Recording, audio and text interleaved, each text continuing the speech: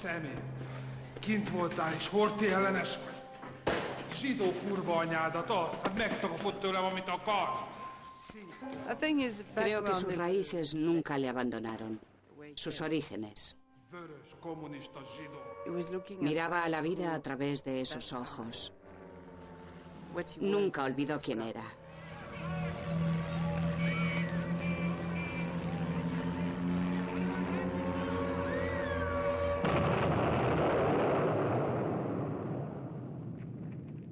Para Robert Capa, la fotografía era su forma de librar la guerra contra el fascismo. En vez de llevar un arma, llevaba una cámara.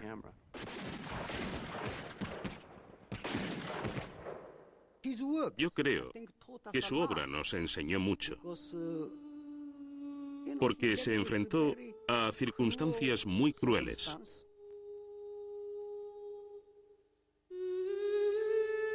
No era solo un observador, sino que era muy humano. Casi tanto que ya no se ve nadie así. Le gustaba mucho a la gente, y creo que por eso caía bien a la gente. La clave era que podía estar ahí, sacando fotos, y tú ni siquiera te enterabas. ¿Pero sabías que estaba ahí? Sabías que estaba ahí, pero usted ya me entiende.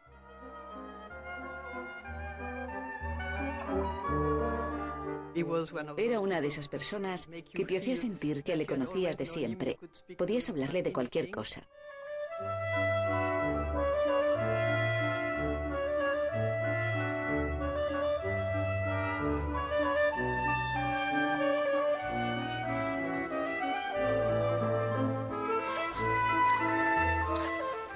En cierto modo, Capa era un gitano.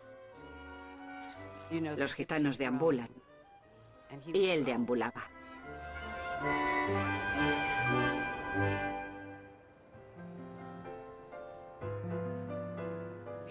Era guapísimo. Era precioso. Y tenía un maravilloso, musical y romántico acento húngaro. Tenía unos ojos negros preciosos. Siempre me acuerdo de sus ojos porque tenía una mirada de terciopelo. Y todas las chicas se enamoraban locamente de Capa. Todas decíamos... El corresponsal de guerra tiene su dinero y su vida en sus manos. Y puede apostarlo a este caballo, a este otro, o puede volver a metérselo en el bolsillo en la última apuesta. Yo soy un jugador y decidí desembarcar con la compañía E en la primera oleada.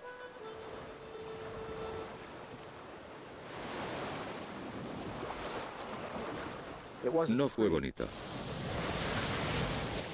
Fue bastante feo, desagradable y precipitado.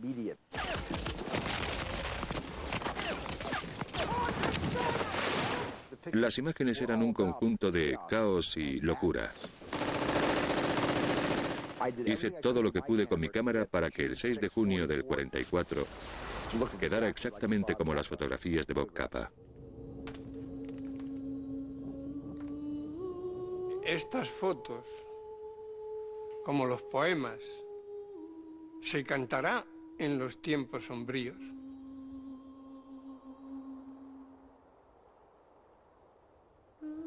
Y dice Break, se cantará de los tiempos sombríos.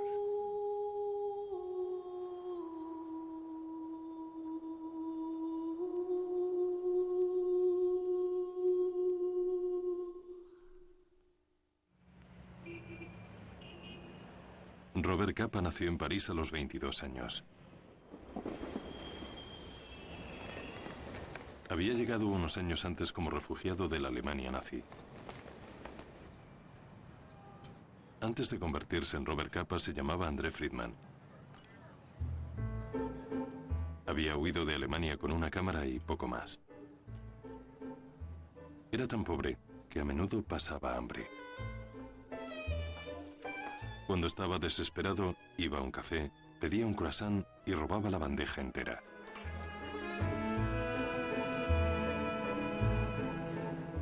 En los cafés de Montparnasse conoció un alegre grupo de refugiados de Alemania y de Europa del Este. Pronto intimó con un joven fotógrafo polaco llamado David Szyman. Todos le llamaban Shim. Shim era un filósofo. Capa no. Era un rufián.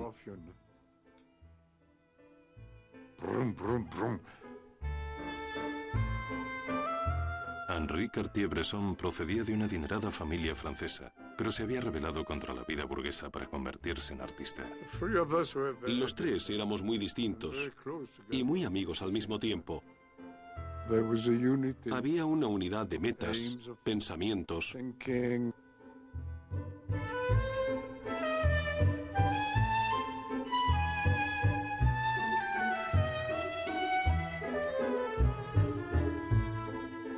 Trabajaban juntos usando pequeñas cámaras de 35 milímetros, explorando las posibilidades de esta nueva herramienta fotográfica para acercarse a los temas.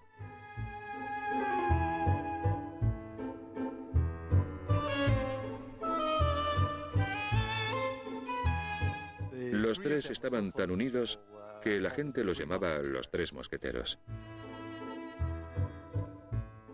Aparte de la vida cotidiana, captaban el drama político que se desarrollaba en las calles de París.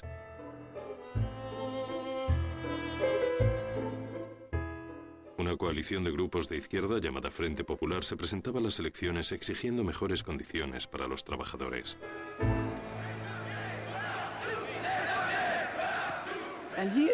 Shim, Henri y él cubrían aquellas tremendas manifestaciones, pero cada uno las fotografiaba a su manera. Henri hacía una composición muy cuidadosa y transmitía mucha compasión. Al ser una persona muy sensible, las fotografías de Shim eran más complicadas en contenido. Capa, al ser un poco como un elefante en una cacharrería, entraba a puñetazos en la acción. Muchas de sus fotografías tienen fuertes composiciones verticales y expresiones apasionadas. Es como si te presentan a otra persona. Sabes que esta foto es de Shim, que esta foto es de Henri, y esta foto es de Capa. Cuando el Frente Popular ganó las elecciones, las ligas fascistas se sublevaron en las calles.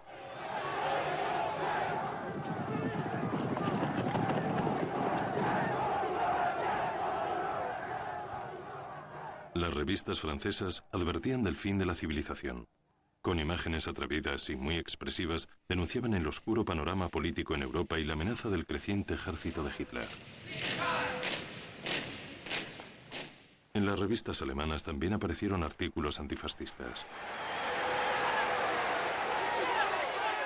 Esta fotografía, publicada en un diario de Berlín, fue tomada en Budapest durante una manifestación contra el dictador húngaro Miklós Horthy.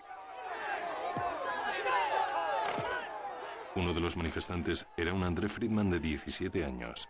Resultó herido por el sable de un policía y más tarde fue detenido. En la central de la policía de la Gran Plaza, el jefe de policía de Horthy silbaba la quinta de Beethoven mientras apaleaba a jóvenes melenudos. Yo era un joven de 17 años con el pelo muy largo. A la mañana siguiente, el comisario de policía llamó a mi madre y le dijo que si yo abandonaba Hungría en 24 horas, nadie haría ciertas preguntas. Al día siguiente partió hacia Berlín. Se fue a Berlín para aprender algo nuevo. Berlín era la gran atracción a nivel social, económico, político. Era dinamita, pasaba de todo.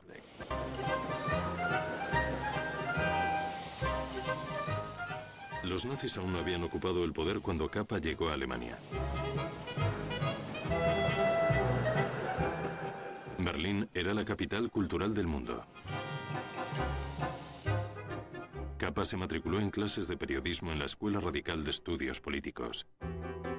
Quería convertirse en un reportero para luchar contra el fascismo con palabras. Se mudó a una sucia pensión y vivía a duras penas gracias a su pequeña paga, pero cuando se le acabó el dinero, La casera le echó.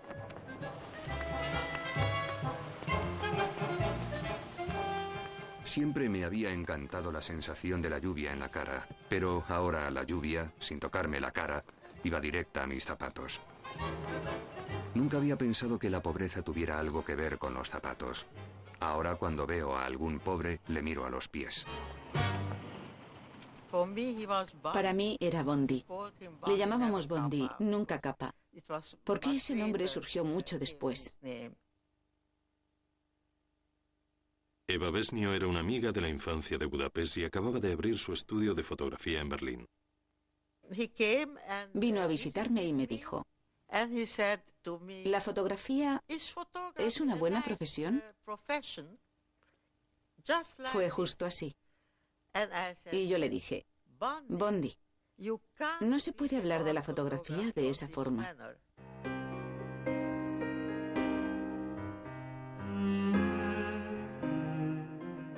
Al igual que muchos de sus contemporáneos, Eva estaba experimentando con nuevas formas de ver el mundo a través de su lente.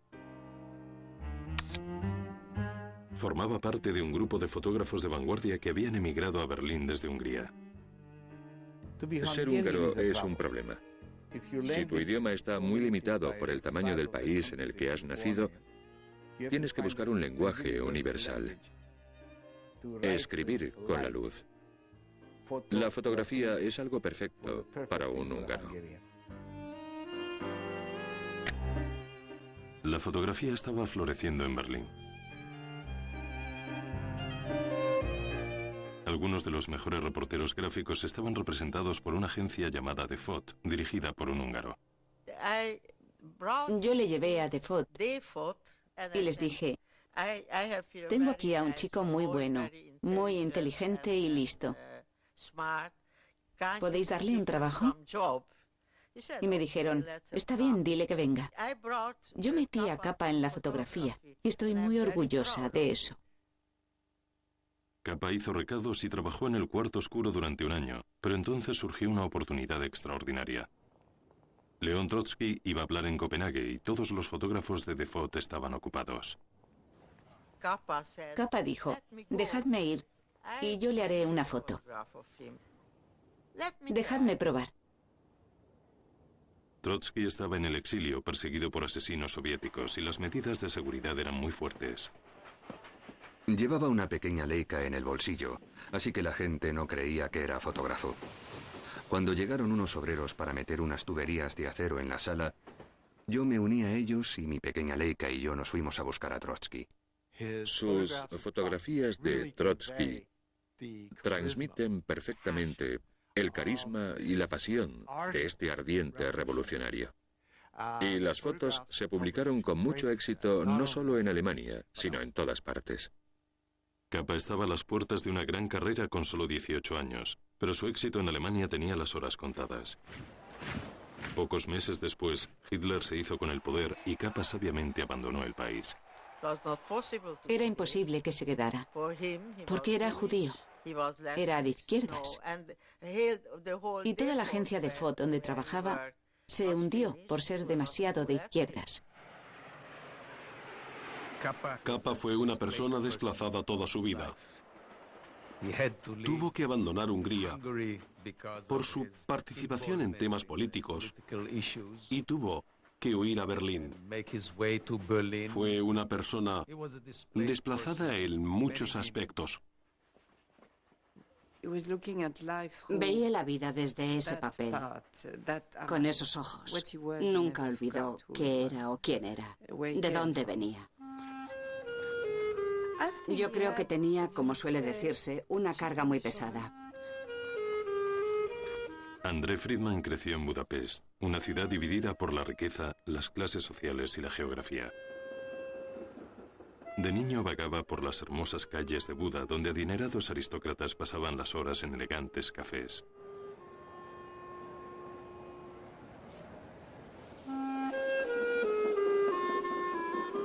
Luego volvía a casa cruzando el río Danubio hasta el bullicioso distrito de Pest, donde sus padres tenían una sastrería. Julia y Deso Friedman eran tan distintos entre sí como Buda y Pest. De joven, Julia quedó deslumbrada por su apuesto marido rumano, pero el matrimonio pronto se deterioró hasta convertirse en un campo de batalla. Su modesto apartamento estaba abarrotado de trabajadores que hacían ropa estilosa para la gente rica de Buda. La que entendía de negocios en la familia era mi madre, que era una mujer muy trabajadora. Mi padre era un tipo muy despreocupado. Creía que el trabajo no era parte esencial de la vida de un hombre húngaro. Y hacia las 6 de la tarde quería escaparse de casa para irse a jugar a las cartas. En el lado de Pest estaba el Café Modern, donde los sastres de Budapest celebraban sus reuniones diarias, que empezaban con quejas del negocio y acababan con una partida de pinacle. De eso apostaba el dinero de la caja del negocio familiar y a menudo lo perdía todo. Yo no aprobaba su estilo de vida y admiraba el carácter fuerte y firme de mi madre. Así que me convertí en un joven fuerte y firme. Y mi hermano se convirtió en un jugador.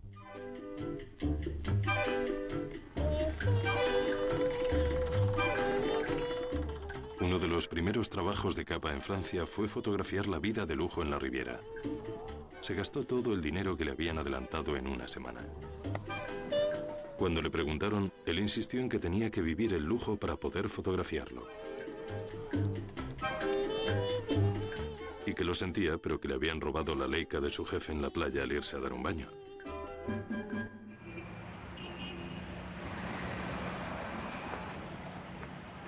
Ya de vuelta en París, no conseguía ningún trabajo, pero seguía haciendo fotos.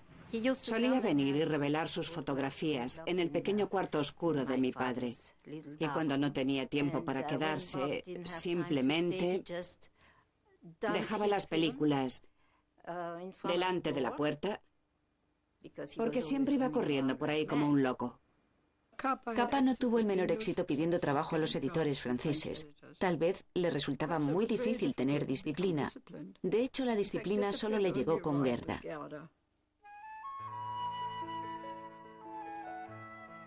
Gerda Pogoriles también era una refugiada judía de la Alemania nazi. Al igual que Capa, había sido encarcelada por protestar contra el fascismo y había escapado por los pelos a París. Gerda sabía hablar francés y otros idiomas. Siempre iba muy guapa y era muy alegre. Gerda sabía lo importante que era la presentación. Era una persona muy fuerte, muy parecida a Julia. Imagínate, madre, tengo el pelo corto, llevo corbata, los zapatos limpios. Me he convertido en un caballero, limpio y planchado, como un burguesito de Buda.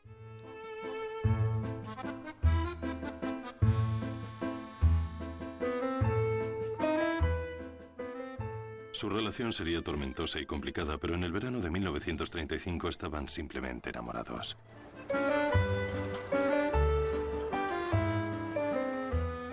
Nunca antes en mi vida había sido tan feliz. Ahora, a Gerda y a mí solo podrían separarnos a tiros. Al volver encontraron un apartamento de una habitación cerca de la Torre Eiffel.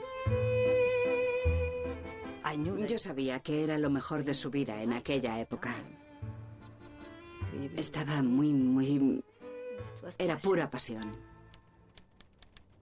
Gerda me presenta a todos los editores y además escribe artículos. Por otro lado, no solo no zurce mis calcetines, sino que tampoco hace nada con los agujeros de sus medias. Camina tanto que rompe unas medias cada día. Ella iba por ahí vendiendo las fotos a los editores. Era muy persuasiva, pero no lo bastante persuasiva. Había que cambiar de estrategia y decidieron inventarse a un fotógrafo norteamericano llamado Robert Capa, de mucho éxito y tan famoso que nadie podía acercarse a él.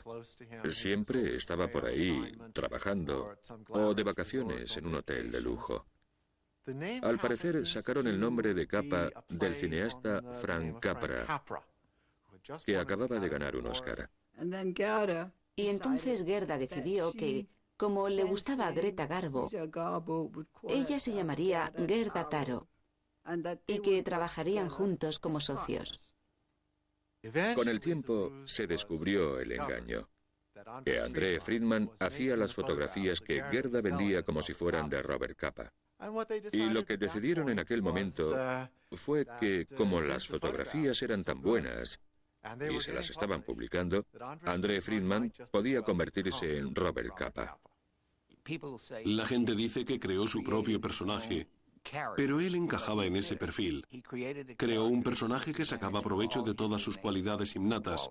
Es decir, si creases un personaje como Bob Capa y le conocieras, dirías que la persona perfecta para hacer ese papel es Bob Capa. Querida madre, estoy trabajando bajo un nuevo nombre. Ahora me llamo Robert Capa. Es como volver a nacer, pero esta vez sin hacerle daño a nadie.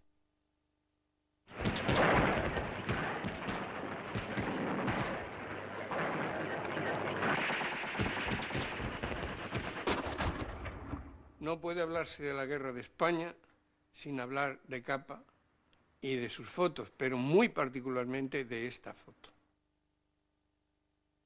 Es que retrata el momento en que un soldado recibe la muerte y la recibe, como decía nuestro poeta en un poema que hay de Miguel sobre eso, la recibe de pie, cayendo, pero de pie.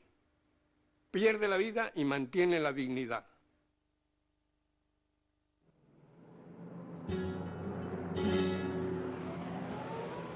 Los aviones fascistas bombardean Madrid con el apoyo de Hitler y Mussolini.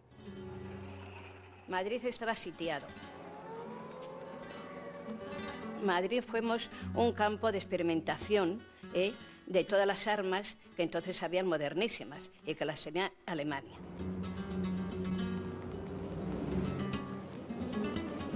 Bombardeaban, estábamos en una cola para comprar el pan. Y venían los bombardeos y no sabíamos dónde meternos.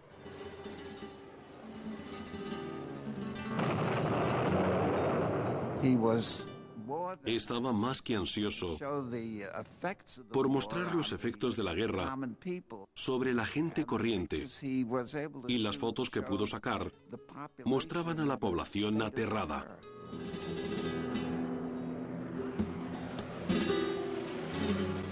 Las fotos que sacó de la gente bajo los bombardeos son extraordinarias.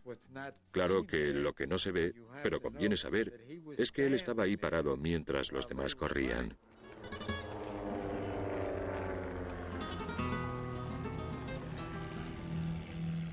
No había bombas inteligentes en aquellos tiempos. Las bombas salían del avión en hileras y caían donde tocaba. Siempre igual. Las sirenas, el pánico, las carreras, el estruendo de las bombas. Luego, cuando se va a la humareda, la gente va al depósito de cadáveres a ver si por casualidad el hijo, el padre, la madre que no había vuelto a casa estaba en las listas. ¿Qué había hecho esa mujer? Seguramente ni era republicana, ni era franquista, ni era nada. Era un ser humano que estaba viviendo su vida. Preguntaba, ¿cuál es la razón que a mí me pase esto? ¿Qué he hecho yo para que me pase esto? Esa es la gran tragedia. Y eso lo supo expresar Capa.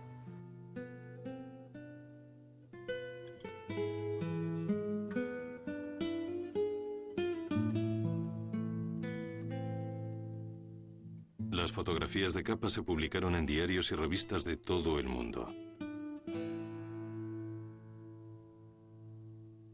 España era su guerra. Era la primera oportunidad para que los hombres y mujeres de su generación se enfrentaran al fascismo de forma militar. Voluntarios del mundo entero llegaron para luchar por la democracia en España. Gerda Taro, una apasionada partidaria de la República Española, vino a España con Capa como periodista. Él la enseñó a hacer fotos y trabajaron juntos codo con codo. A medida que Gerda fue cogiendo confianza, sus distintas identidades dejaron de tener tanta importancia, hasta el punto de que incluso decidieron encargar un sello que diría simplemente Foto, Capa y Taro. Formaban un auténtico equipo. Con una cámara de cineimo grababan imágenes de noticias para March of Time.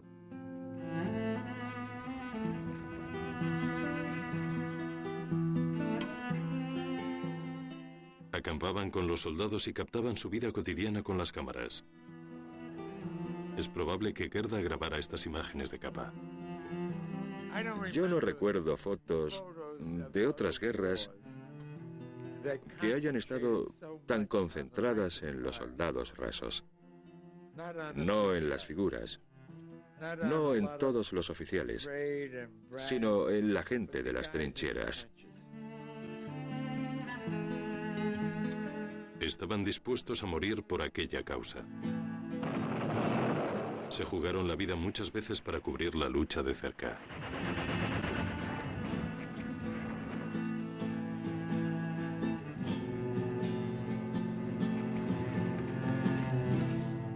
Tras una terrible batalla, Gerda dijo: cuando piensas en todas las buenas personas que han muerto, te da la sensación de que de algún modo es injusto seguir con vida.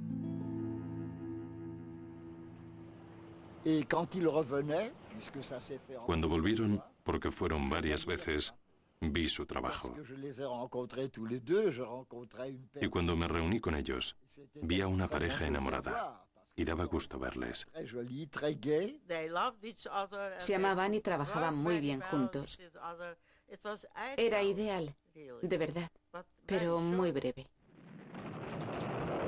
En julio de 1937 estalló una batalla en el pueblo de Brunete, al oeste de Madrid. Gerda cogió su cámara y acudió corriendo al lugar.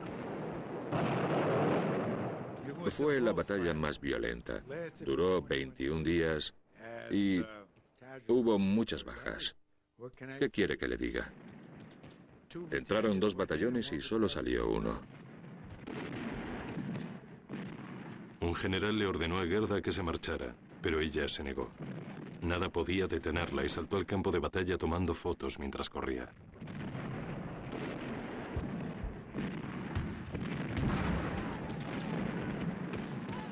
Todo mi escuadrón murió, prácticamente. Y uno murió como a esta distancia.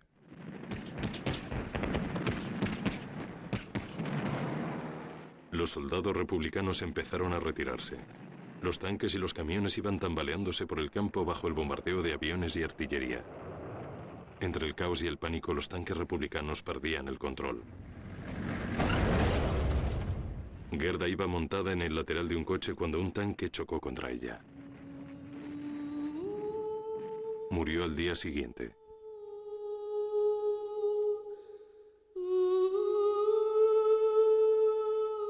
Capa supo de su muerte mientras leía el periódico. Estaba sentado en el sillón del dentista. Pasó la página y ahí estaba el titular. La corresponsal Gerda Taro muere en Brunete. Una inmensa procesión acompañó al cadáver de Gerda hasta un cementerio de París. Aquel día hubiese cumplido los 26 años. Louis Aragon, editor de Ce Soir, acudió al entierro con Capa. Le vi llorar. Fue muy raro. Aragón le iba sujetando y salimos del cementerio. La muerte de Gerda fue terrible. Todas sus esperanzas y todo su futuro desaparecieron de golpe. Aquello le cambió. Estoy segura de que cambió por completo en aquella época. Querida madre, estoy tan nervioso y alocado que lo único que puedo hacer es coger fuerzas y trabajar mucho. Con el tiempo seré más tolerable.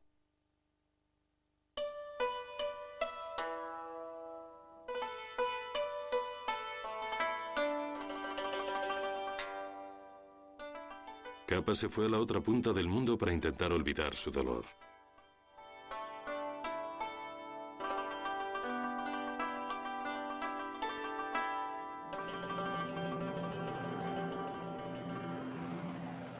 Estaba en Shanghái para cubrir la invasión japonesa de China.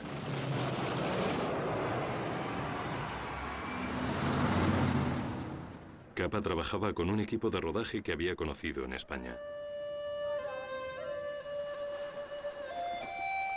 Cada vez me siento más como una hiena.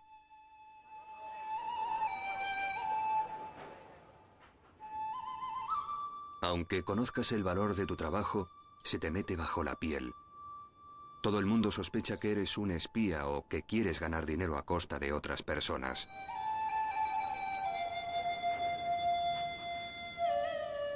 El deseo más ferviente del fotógrafo de guerra es quedarse en el paro.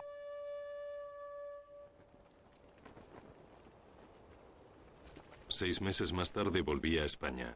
Los fascistas estaban ganando la guerra. Los 150 kilómetros que separan Barcelona de la frontera francesa estaban repletos de personas que huían de las tropas importadas de Franco. Cargaban con su hatillo y caminaban sobre sus pies llenos de ampollas hacia la libertad de la Francia democrática. Los periodistas le sacaban fotos, pero al mundo no le interesaba demasiado. Y a los pocos años, vimos a muchas otras personas en muchas otras carreteras, huyendo y cayendo ante las mismas tropas y las mismas esvásticas. Las fotografías de Capa captaron el horror de la Guerra Civil Española. El Picture Post declaró que era el mejor fotógrafo de guerra del mundo. Tenía 25 años. Al regresar a París fotografió la carrera ciclista del Tour de Francia, sacando las fotos montado de espaldas en una motocicleta.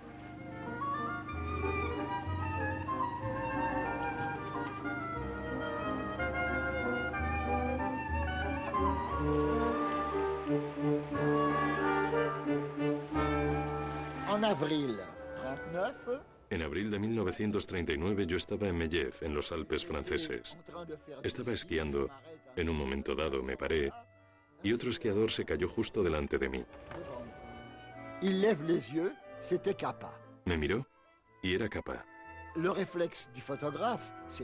Un buen fotógrafo siempre está preparado para lo inesperado. Así que saqué esta foto de Capa. Luego él me cogió mi Rolleiflex y me hizo una fotografía a mí.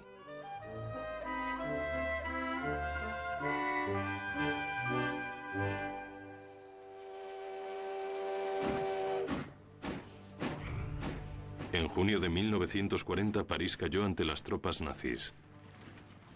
Capa estaba trabajando en México cuando se enteró de la terrible noticia. Querido hermano pequeño, las noticias de Europa son horribles y me deprimen mucho.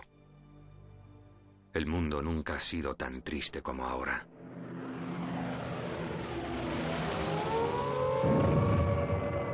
Tres meses más tarde, los aviones alemanes empezaron a bombardear Londres. Capa llegó para informar del bombardeo para la revista Life. Ahí es donde estaba nuestra casa. Ese es nuestro perro que cruza la calle y se ve dónde cayó la bomba y el daño que causó. En lo más alto. Sus fotos también se publicaron en un libro titulado The Battle of Waterloo Road, en el que aparecía la familia Gibbs. Estos son los hermanos de Tom. Sus hermanos. Este y esta no terminaban la cena. Yo era la más pequeña de la familia y solía sentarme para esperar a ver cuánto se dejaban. Así era como Capa sacaba las fotos. No le veías levantarse y decir, te voy a hacer una foto. No hacía eso. Pero sabías que estaba ahí. Sabías que estaba ahí, pero ya me entiendes. No se te ponía delante de las narices. Simplemente estaba ahí. La familia Gibbs representaba la forma maravillosa del espíritu indomable de los británicos. Como el bombardeo, lejos de desmoralizar a los ingleses, tal y como esperaban los alemanes, tuvo el efecto contrario, había animado el espíritu británico. Cuando Capa vino a hacer este libro, los bombardeos no habían terminado, ni mucho menos. Había alguna noche que se calmaba la cosa Y decías, uy, sí, esto está mejorando, ¿no? Como la noche en que papá dijo, esta noche no vamos al refugio, nos quedamos en casa. Y fue la peor noche de bombardeos que tuvimos. Tuvimos que salir corriendo. Íbamos a un refugio que había debajo de una iglesia. La gente del ejército de la iglesia nos traían té y nos tomábamos todos un té juntos. Casi todas las mujeres y los caballeros murieron después, pero sí solían bajar ahí para traernos el té y solíamos sentarnos a charlar. Cada uno tenía un catre para dormir. Y los nuestros estaban al fondo, que estaban justo bajo la entrada de la iglesia, que fue donde cayó la bomba. Dio en lo alto del mismísimo altar y explotó. De no haber dado en el altar, podría haber atravesado el suelo y caer sobre nosotros. Pero cuando salimos por la mañana, la iglesia estaba totalmente destrozada. No quedaba ni un banco. No. Así que nos pusimos todos a limpiar la iglesia lo mejor que pudimos. La gente trajo sillas y nos colocamos. El padre Hatch, que era el cura, decidió que nos juntáramos todos para hacer una misa. Esas fotos te dicen mucho de los hombres. Sí. Su aspecto, lo que son, lo que eran. Y se ve la diferencia con los niños en sus caras.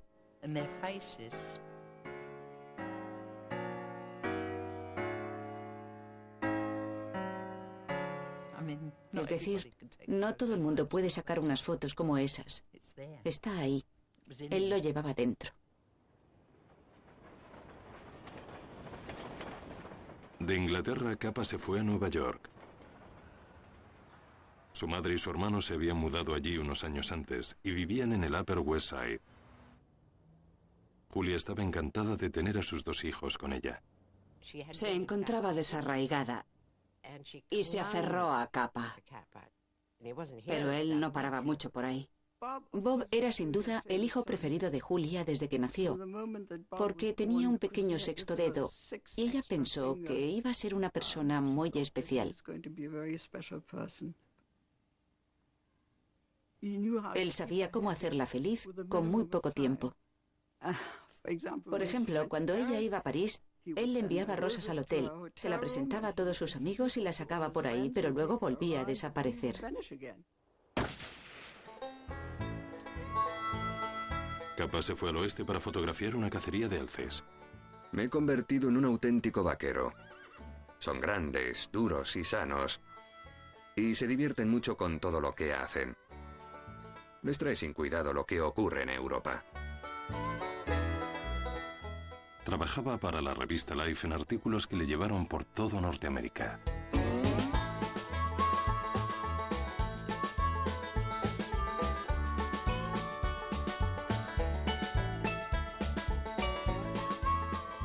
Allí donde iba, conseguía conectar con la gente, a pesar de su extraña forma de hablar. Tenía acento húngaro. Y cuando hablaba inglés, aunque se le entendía muy bien, tenía un acento europeo muy marcado. Hablaba en un idioma que él llamaba capanés, que era un inglés horrible. Yo creo que era imposible de imitar. El capanés era un idioma que solo lo hablaba una persona en el mundo, que era Capa. Tenía un gran instinto político. La mayoría de los húngaros lo tienen, creo. Le enviamos a Florida para fotografiar al senador Taft, que estaba pescando, literalmente pescando, para lograr la nominación republicana. Los agentes de prensa de Taft organizaron una escena de pesca y para asegurarse de que iba a pescar algo, engancharon a un pez vela al anzuelo. Capa fotografió al senador Taft pescando el mismo pez vela muerto una y otra vez. Capa fotografió tranquilamente todo el proceso y Life publicó un artículo muy gracioso que resultó ser muy humillante para el senador Taft. Capa se sentía inquieto haciendo artículos superficiales para la revista Life. Estaba desesperado por volver a Europa, pero no conseguía un visado. Cuando Estados Unidos entró en la guerra, Capa, al ser ciudadano húngaro, pasó de repente a ser un enemigo extranjero. Le ordenaron entregar sus cámaras y no salir de Nueva York. Envió una carta en defensa propia al Departamento de Estado. He escrito a los de inmigración para decirles que nací en Budapest, que el consulado húngaro, desde que Hitler se anexionó Hungría, se niega a decir que no soy húngaro, pero tampoco dicen que lo soy. Y mientras Hitler siga al mando de Hungría, yo desde luego me niego a decir que soy húngaro. Acababa diciendo que odiaba a los nazis y esperaba que sus fotos pudieran utilizarse en su contra. En abril de 1942 por fin obtuvo el visado y partió hacia Londres.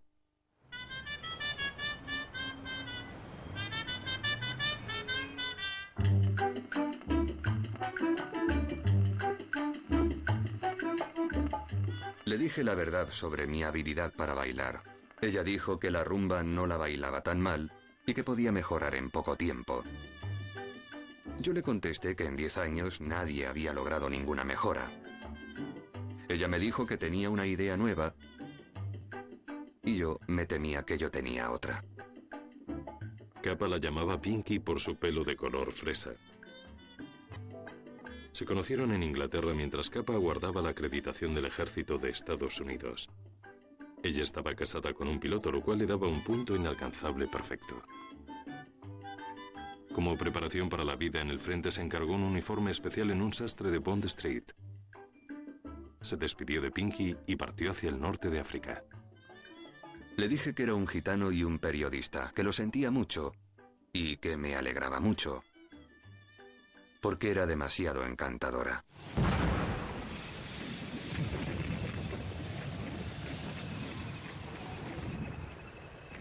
En Túnez se unió a las tropas norteamericanas que avanzaban contra los alemanes. Querida madre, me encantaría llevarte tu regalo de cumpleaños en persona, pero Rommel nos tiene muy ocupados. Desde el norte de África, Capa fue a Sicilia para cubrir la invasión aliada. Se pasó 7 meses con las tropas norteamericanas en la dura batalla por Italia. Me arrastraba de montaña en montaña, de trinchera en trinchera, sacando fotos de barro, miseria y muerte. Cada 5 metros hay una trinchera y en cada una hay un soldado muerto. Capa estaba con el general Patton en Sicilia cuando Palermo se rindió.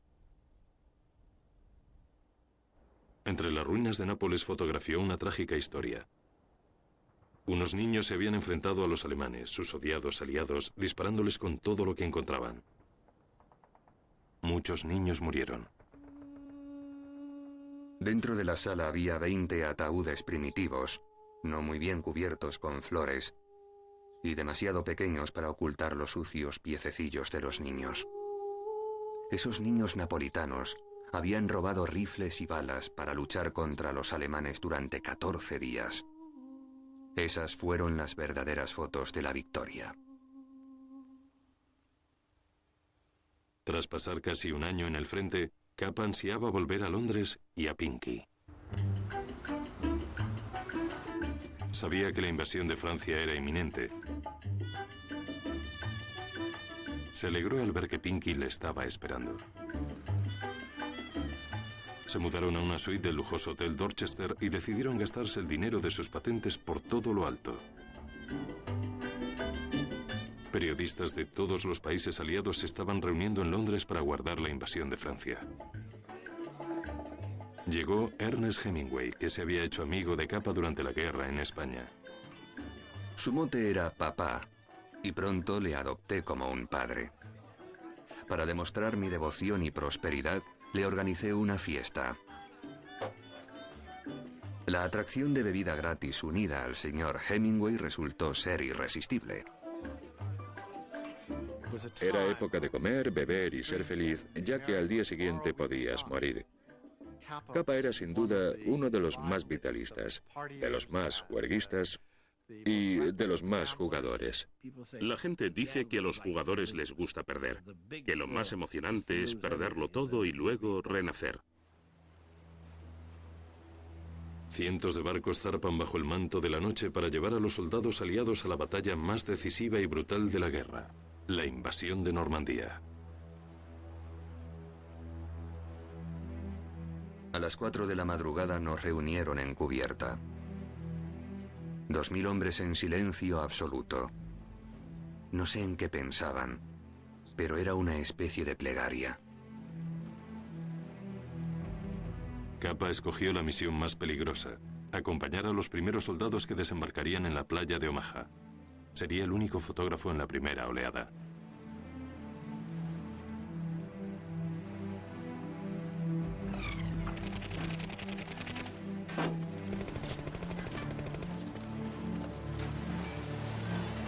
Saltamos del barco y empezamos a vadear. Entonces vi cómo caían los hombres y tuve que ir apartando sus cuerpos. Las balas agujereaban el agua a mi alrededor y llegué hasta el obstáculo de hierro más cercano. Mi campo visual estaba lleno de metralla, humo, tanques quemados y lanchas que se hundían.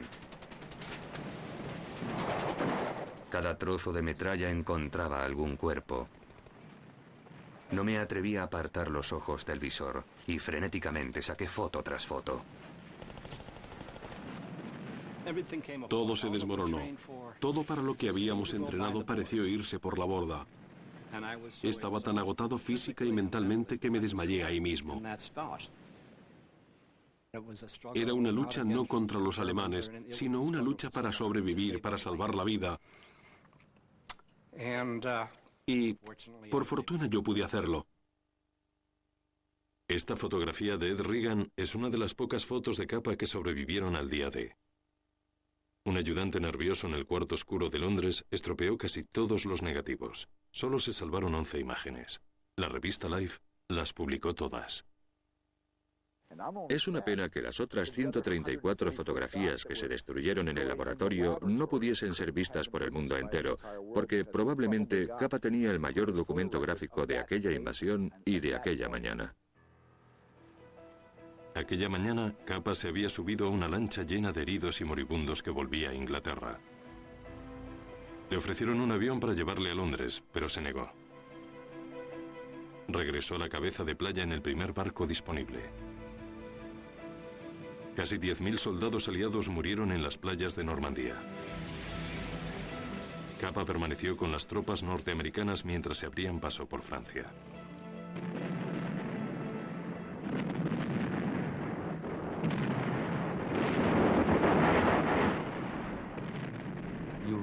La guerra es algo odioso, pero hay que reconocer que hay algo emocionante en tu capacidad, no solo de poner a prueba tus propios límites, sino de participar en algo grande que está ocurriendo.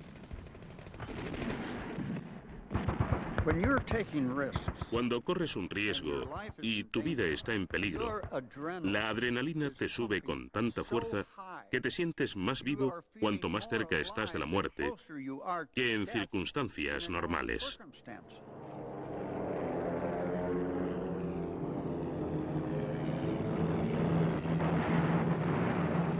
Estás completamente aterrado y tranquilo al mismo tiempo.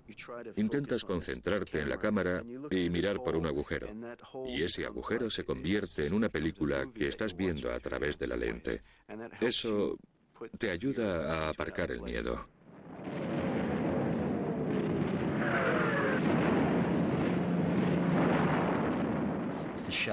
Empezaron a llover los proyectiles y yo salté a una zanja grande muerto de miedo. De repente, entra un hombre que estaba muy calmado en medio de todo aquello y empieza una conversación y se pone a hablar de Tolstoy. Nunca lo olvidaré. Era como si solo fuese un ruido cualquiera. De vez en cuando se oía un grito o un chillido, pero él no hacía caso, seguía hablando y logró calmarme. Los proyectiles dejaron de caer. Él me sonrió, me dijo adiós, dio otro salto para salir y desapareció. Yo salí arrastrándome y le pregunté a alguien, ¿quién era ese? Y me dijo, es un fotógrafo llamado Capa. Y aquella fue la única vez que le vi. Capa se sentía muy querido por los soldados y oficiales norteamericanos. Era un buen hombre para tener al lado. Muchas unidades incluso consideraban que les daba buena suerte. Pensaban que si tenían a Bob Capa con ellos, todo saldría bien. Capa asumía los mismos riesgos que los soldados que fotografiaba, desde las playas de Normandía hasta la batalla de las Ardenas. En el norte de Francia se preparó para su experiencia más horrible de la guerra. Esa foto me la sacaron cuando tenía 19 años. Oí una voz que decía, soldado, ¿le importaría ponerse en pie? Quiero sacarle una foto. Creo que la razón por la que quería sacarme una foto era porque llevaba el pelo con una cresta Cheyenne. Teníamos un indio Cheyenne en mi sección de demolición y por eso solíamos entrar en combate con el pelo en cresta. Era como decir, somos distintos, fuertes, duros y mejores. Capa se había ofrecido voluntario para saltar en paracaídas sobre Alemania con la 17ª División Aérea. Saltarían directamente sobre el fuego enemigo. Era algo intrépido y en cierto modo casi irresponsable.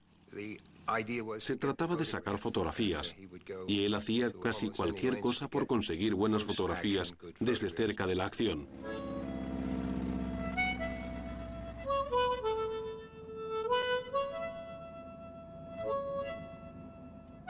Parte de ti no piensa ni siente, pero otra parte sí.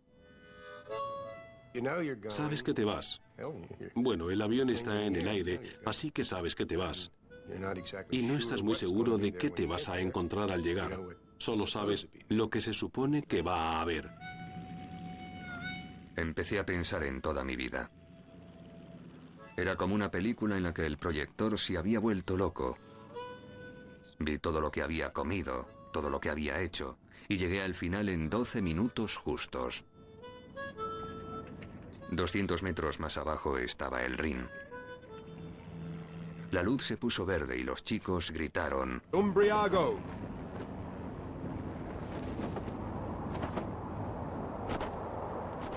$17.000 hombres se lanzaron en paracaídas sobre el valle del Rin aquel día. Más de un tercio murieron allí mismo. Lo más impresionante que he visto en mi vida es la forma en que todo el mundo se queda tumbado en el suelo al tocar tierra. Parecieron como 2 minutos en los que todo el mundo estaba tumbado. Te disparaban según ibas bajando. Así que parte de las tropas no llegaban a tierra con vida. A unos 10 metros había unos árboles altos. Algunos de los hombres que habían saltado detrás de mí habían caído en ellos y estaban colgados e indefensos. Esa es la última foto buena de mi pie derecho, porque me dejé mi pie derecho en Europa.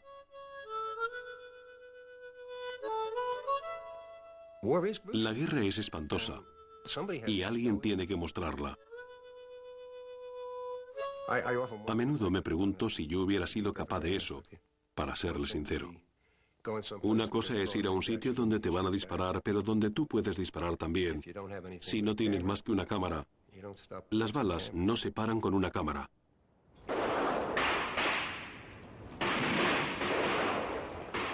Capa entró en Leipzig con el ejército de Estados Unidos. Los francotiradores alemanes seguían disparando incluso después de que la ciudad se hubiese rendido. Capa se subió al balcón de un edificio de apartamentos desde el que unos soldados norteamericanos devolvían los disparos. El chico tenía una cara limpia, abierta y muy joven, y su ametralladora seguía matando fascistas. Le saqué una foto y fue la última que le saqué con vida.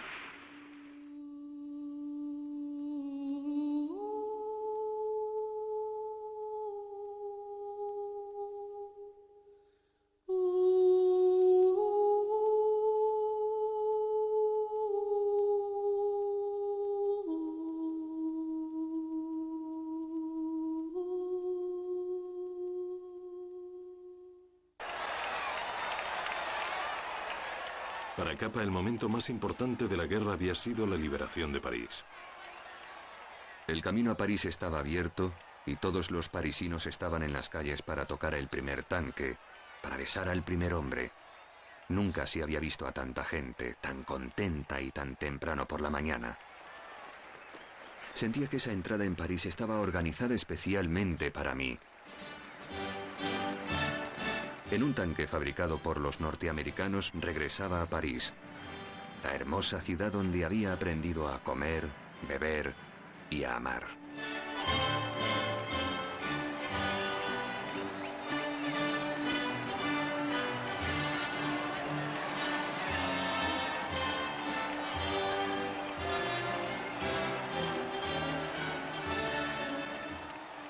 Las miles de caras que veía en el visor de mi cámara se volvieron cada vez más borrosas. Ese visor estaba muy mojado. Pasamos por el barrio donde yo había vivido 6 años. Mi portera saludaba con un pañuelo y yo le gritaba desde el tanque: «C'est moi, c'est moi».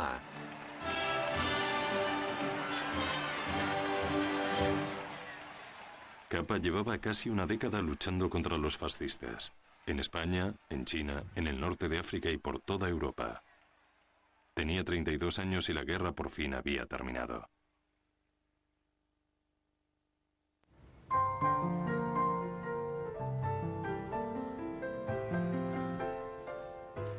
Capa se encontraba en el bar del Ritz de París con el escritor Irving Shaw cuando vieron algo impactante. Ingrid Bergman subiendo por las escaleras. De inmediato le enviaron una nota a su habitación. Teníamos planeado enviarle flores e invitarla a cenar esta noche. Pero tras una consulta, hemos descubierto que es posible pagar por las flores o la cena, pero no por las dos cosas.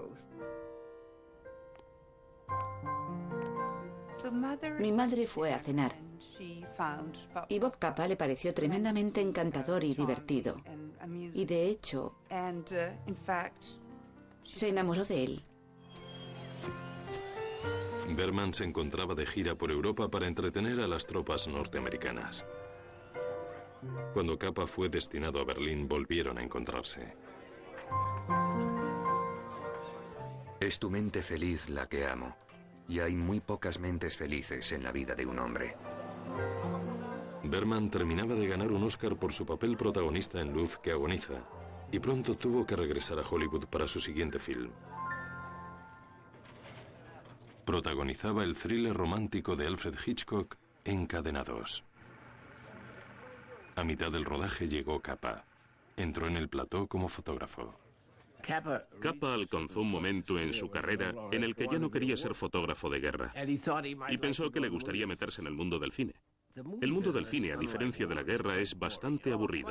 O se parece a la guerra, cuando te aburres gran parte del tiempo y entras en acción esporádicamente, y a Capa le resultó muy aburrido.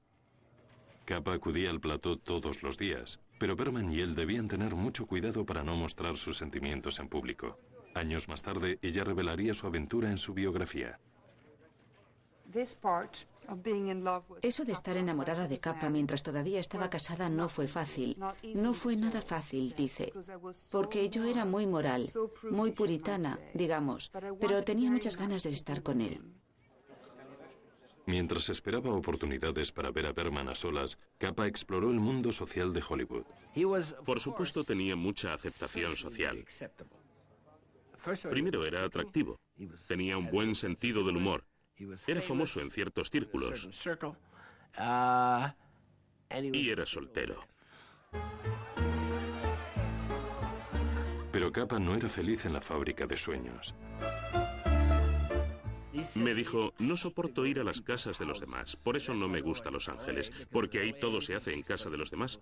Yo quiero ir a un café donde al terminar me levanto y me voy al próximo sitio. Aburrido en el plató e inquieto en Hollywood, Capa se buscó otras formas de entretenerse.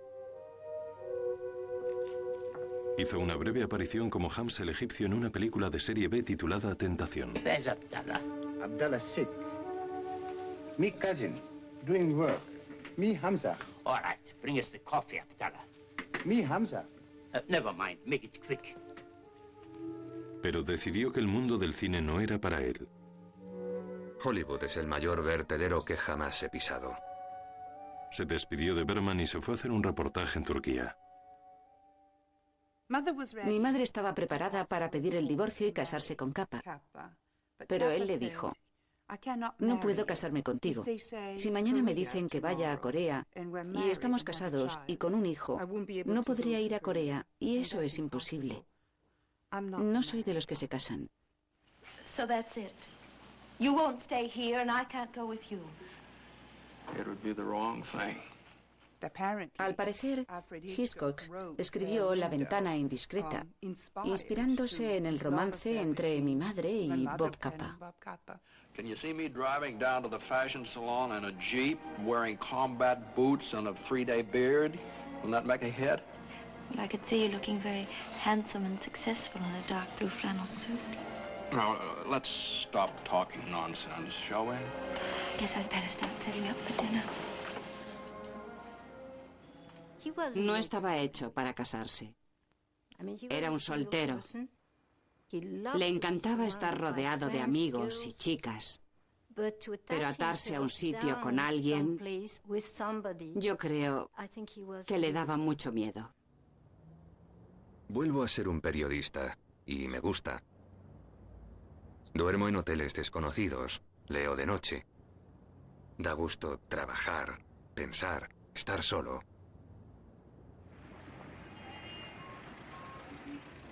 En Nueva York, en la primavera de 1947, Capa hizo realidad el sueño de su vida y lo llamó Magnum. Escogimos el nombre porque cuando nos reunimos había una botella de champán, aunque yo no lo bebo. Prefiero el vino tinto. Su idea era formar una cooperativa de fotógrafos independientes. Primero convenció a su viejo amigo Jim para que se uniera a él. Jim convenció a Henri Cartier-Bresson y los tres mosqueteros volvieron a juntarse. George Roger, un fotógrafo inglés que Capa había conocido durante la guerra, se apuntó como el cuarto miembro fundador. Dios mío, aquello fue increíble. Como eran tan distintos en cuanto a orígenes, formación, de todo. Era asombroso que pudieran trabajar juntos. Cartier-Bresson se pasó los siguientes 3 años trabajando en Asia.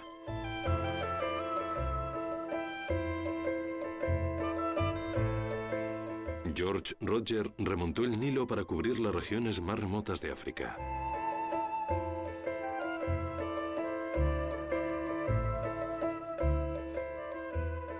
Jim recorrió Europa concentrándose en los niños afectados por la guerra.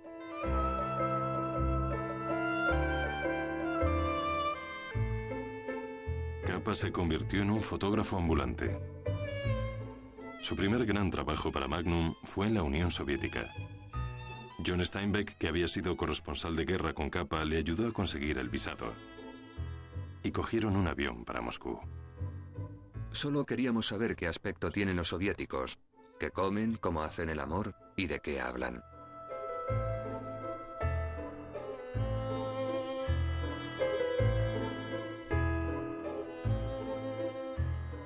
Fue todo un éxito colarse tras el telón de acero. El reportaje se vendió por la enorme suma de $20.000 y Magnum se quedó con los derechos de autor. Lo más gordo que inventó Capa al crear Magnum fue el ser independiente. Creo que inventó la idea de que los fotógrafos fuesen propietarios de sus negativos para poder vender las fotos a más de una revista a la vez. No tiene ni idea de las consecuencias de eso. Significa que cada fotógrafo no solo trabaja para la revista Life o la revista Look, sino para sí mismo. Eso es por lo que luchábamos, por controlar nuestra obra. Y esa es una forma de que te respeten y no ser empleados o herramientas de las grandes revistas. Esa era la clave de Magnum. En mayo de 1948, cuando Ben Gurión proclamó la fundación del Estado de Israel, Capa estaba allí para fotografiar el acontecimiento. Fue un momento eléctrico e histórico. Cuando los británicos terminaron su mandato y su gobierno sobre Palestina. Bob Capa fue uno de los pocos fotógrafos que estaban en el muelle del puerto de Haifa. Y era muy evidente que había alguien muy enérgico, que no paraba de moverse con sus cámaras para intentar sacar fotos desde todos los ángulos posibles. Yo estaba sentado en un edificio junto a los oficiales británicos mientras veíamos la ceremonia en la que se arriaba la bandera inglesa. Aquel mismo día, los países árabes colindantes invadieron Israel. Al nuevo país, nacido de la batalla victoriosa, no se le concede ni un respiro. Capa se unió a las tropas que luchaban en el desierto del Negev. Se sentía unido a esa gente, no solo a un nivel humano y universal, sino porque también era su pueblo. Tan solo unos meses antes, Capa había visitado Budapest por primera vez en 15 años. Se encontró con la ciudad en ruinas. Muchos de sus amigos y parientes habían sido asesinados por los nazis. Capa escribió un artículo sobre la trágica historia de los judíos en Hungría. Creían que estaban a salvo incluso cuando los reunieron para hacer trabajos forzados, pero al terminar la guerra, 500.000 de judíos húngaros habían muerto en los campos de concentración. Estos inmigrantes son los heterogéneos restos de un pueblo que hace 2000 años abandonó estas costas para desperdigarse por todos los rincones de la tierra y que ahora está volviendo.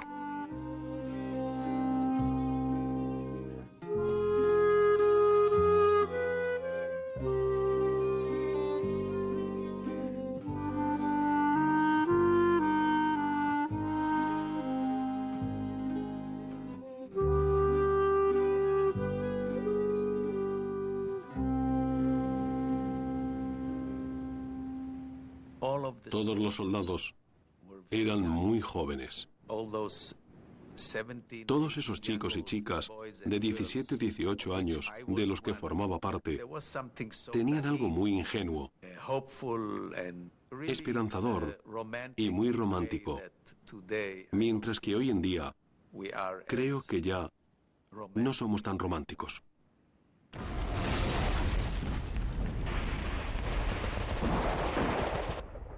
Cuando estalló la lucha en Tel Aviv, Capa casi muere. Una bala le atravesó el muslo.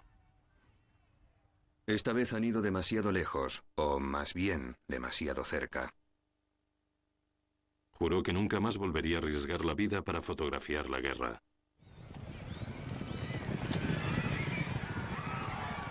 De vuelta en París, la fama de jugador de Capa se hizo legendaria. Se sentía realmente fascinado por las carreras y el juego era parte de lo que le mantenía con vida. Era lo que le impulsaba. A veces cogía prestado dinero de Magnum para apostar a los caballos. Solía apostar bien. Y le daban buenos soplos. Pero cuando perdía, pues perdía. Era parte del juego. Cuando ganaba, las ganancias mantenían a la oficina. La forma en la que se llevaba la oficina de París era muy curiosa y la mayoría de las grandes deliberaciones se llevaban a cabo en la cafetería que había debajo. Capa jugaba a las máquinas mientras debatía qué reportaje había que poner en el Picture Post la semana siguiente. Antes de que hagas falta, decía, creo que sería una buena idea que te vayas a Alemania a hacer un reportaje. Le decía, sí señor, y te ibas. Así fue como me envió a Persia. Capa nunca tuvo una casa en la que vivir. Siempre vivía en hoteles o con novias. Me pidió que fuese a verle y me dijo el hotel y el número de habitación. Voy a esa habitación, llamo a la puerta y oigo la voz de Capa que dice, adelante. Entro en la habitación y no hay nadie. Oigo a alguien dándose un baño. Capa me dice que entre y empieza a hablarme. Yo estaba intentando entrar en Magnum, así que Capa me vio unos 5 minutos. Le enseñé unas fotos y con una buena palmada en el hombro me dijo: muy bien, vente con nosotros. Capa incorporó a muchos jóvenes fotógrafos de gran talento a Magnum. Algunos dicen que Magnum es una familia. Y en cierto modo lo es. Evidentemente el padre de la familia era Capa y todos acudíamos a él para quejarnos si no teníamos trabajo o dinero. Él nos escuchaba y nos daba muchas ideas para grandes proyectos. La reputación de Magnum crecía como la agencia que representaba a los mejores fotógrafos. El propio Capa era famoso, no solo como un legendario fotógrafo de guerra, sino como un célebre personaje de la ciudad. A veces te enamoras en 5 minutos, pero también puedes hacer un amigo en 5 minutos, y debo decir que cuando le conocí surgió una amistad instantánea por ambas partes. Nos entendíamos muy bien. En el verano de 1948, Capa fue al sur de Francia para fotografiar a François Gillot y Pablo Picasso. No fue un día, se quedó unas 2 semanas. Supongo que ese era su método. Vivía contigo, pasaba el día contigo haciendo lo mismo que tú.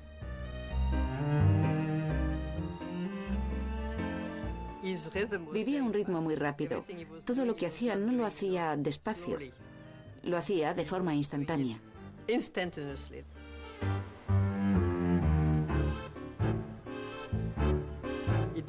No se eternizaba al sacar una fotografía un poco más así o un poco más de esta forma o esperando la luz exacta. No, era como...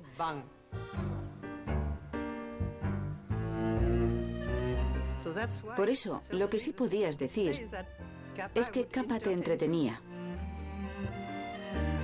Se convirtió en una especie de diversión hacer esto o lo otro con él.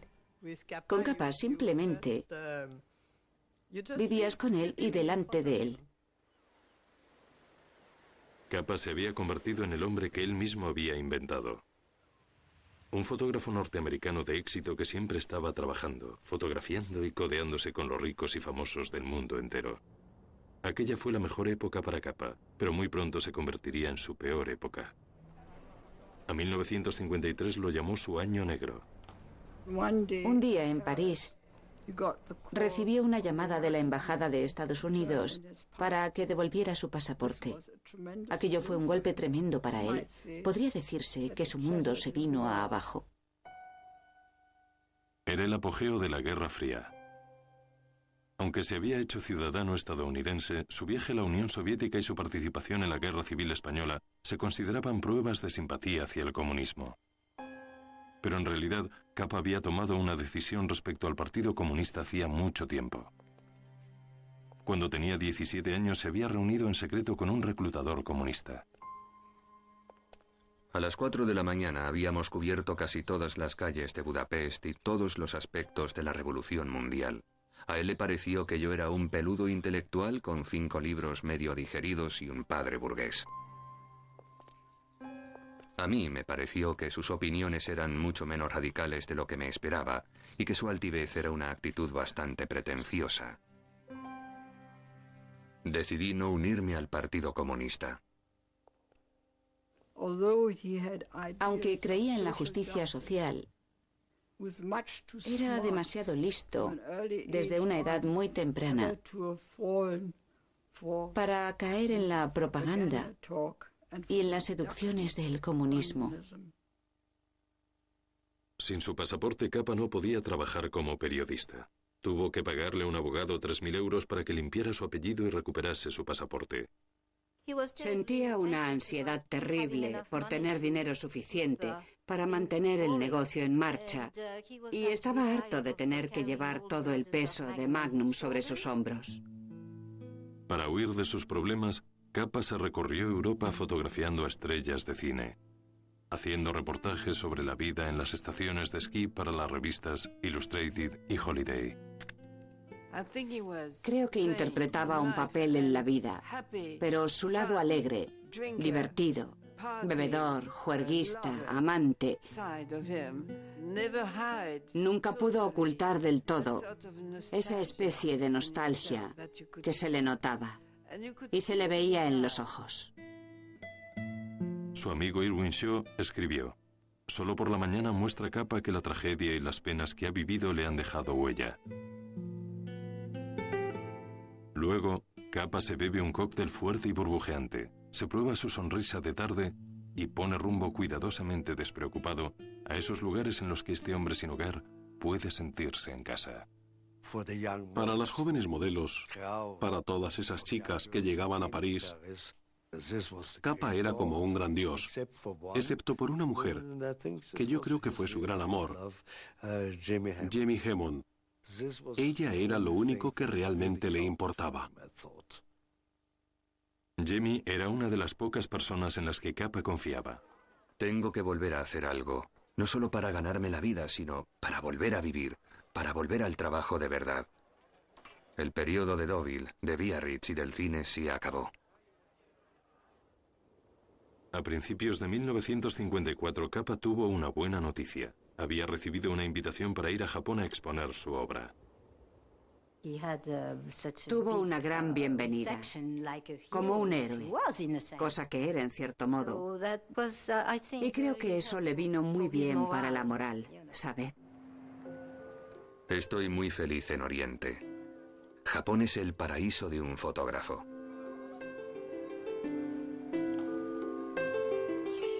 Mientras estuvo en Japón, sacó muchísimas fotos de niños. Y esas fotos me impactaron. Se agachaba lo justo para ponerse al nivel de los ojos de los niños. Creo que eso es lo que me sobrecogía. Eso explica mucho de su calidad como ser humano.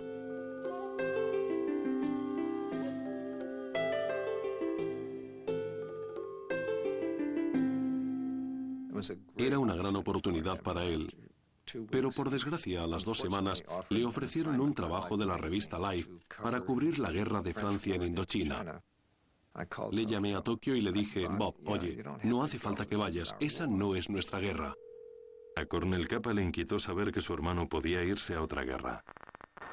Agradezco mucho tu llamada, pero te aseguro que no he aceptado el trabajo por sentido del deber, sino como un auténtico placer.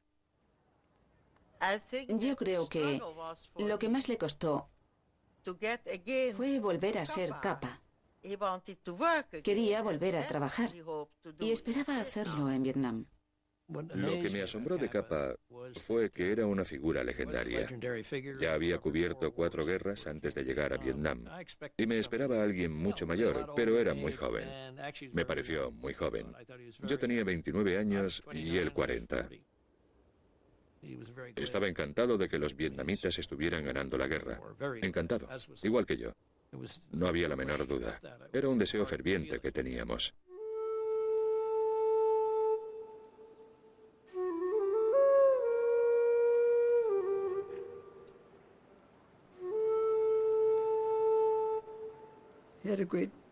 Tuvo un gran respeto toda su vida por el luto,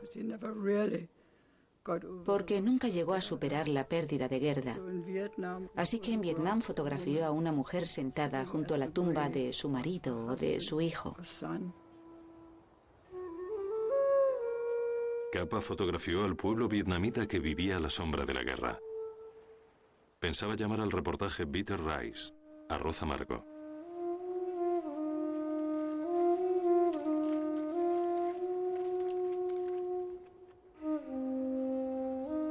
La guerra casi había terminado y los franceses se estaban retirando.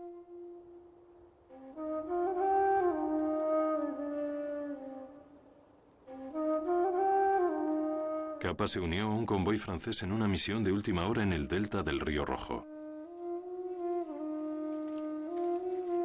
Las carreteras y los campos estaban llenos de minas de ambos bandos.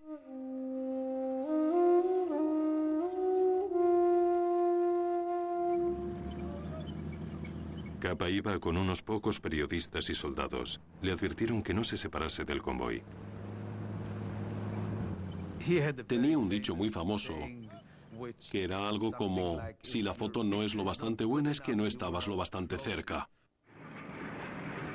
Yo no creo que fuese un imprudente. Lo dijo muchas veces. Tendré muchísimo cuidado excepto si solo hay un sitio para sacar la foto que quiero. Entonces iré a ese sitio. Cuando los camiones pararon, Capa le dijo a los otros periodistas: voy a avanzar un poco por el camino. Recogedme cuando volváis a arrancar.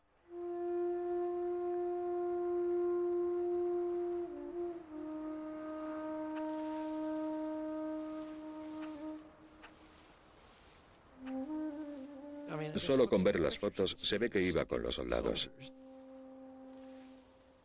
Era un profesional. Esta fue la última foto que Robert Capa hizo en su vida. Había pisado una mina. Fuimos corriendo hasta donde estaba el cuerpo de Capa, pero no había forma de salvarle. Ya había muerto para cuando llegó la ambulancia.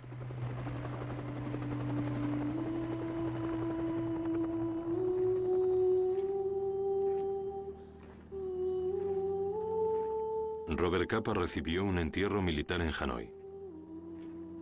Fue el primer corresponsal de guerra norteamericano que murió en Vietnam. Marchamos detrás del féretro. Fue muy conmovedor. El cuerpo de Capa fue repatriado. El ejército se ofreció para enterrarle en el Cementerio Nacional de Arlington, pero Julia dijo que su hijo no era un soldado, sino un hombre de paz. Fue enterrado en un cementerio cuáquero en las afueras de Nueva York. Cornell se levantó, se puso un manto de plegarias y recitó un Kaddish.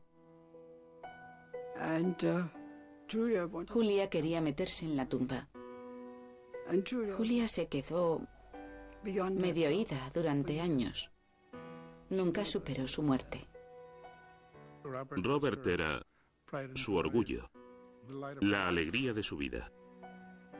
Pero también estaba tremendamente enfadada.